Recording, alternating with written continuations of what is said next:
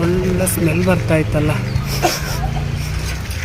ಏನು ಫಂಕ್ಷನ್ ಅಂತ ಗೊತ್ತಾದರೂ ಹೋಗ್ಬೋದಿತ್ತು. ಅಣ್ಣ ಏನು ಇಲ್ಲಿ ಏನು ಫಂಕ್ಷನ್ ಅಣ್ಣ?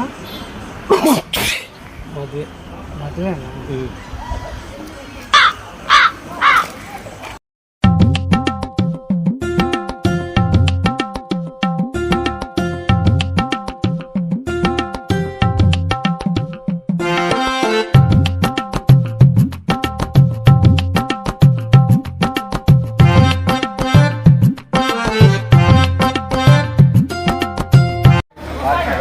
ಊಟ ಮಾಡಿದ್ರ? ಹಾಂ, ಊಟ ಎಲ್ಲ ಆಯಿತು, ಚೆನ್ನಾಗಿತ್ತು ಊಟ. ಹೊರಟ್ರಾ? ಇಲ್ಲ, ಹುಡುಗನ ಹತ್ರ ಮಾತಾಡಿ ಹೋಗ್ಬೇಕು. ನಾನು ಅವನು ಒಟ್ಟಿಗೆ ಕಲ್ತಿದ್ದ. ಒಂದು ನಿಮಿಷ ಬಂದೆ. ಆಯ್ತಾಯ್ತು, ಹೋಗ್ಬ. ಇವ್ ಜೊತೆ ಕಲ್ತಿದ್ದು? ಇವನ ಹುಡುಗ? ಹೌದು. ಅವನು ಮದುವೆ ಅಂತ ಹೇಳ್ದ? ಇವಂದೇ ಮದುವೆ. ಮುಂಜಿ ಮದುವೆನಾ? ಕರ್ದಿಲ್ಲ ಆದರೆ ಯಾವ ಫಂಕ್ಷನಿಗೂ ಹೋಗ್ಬಾರ್ದು.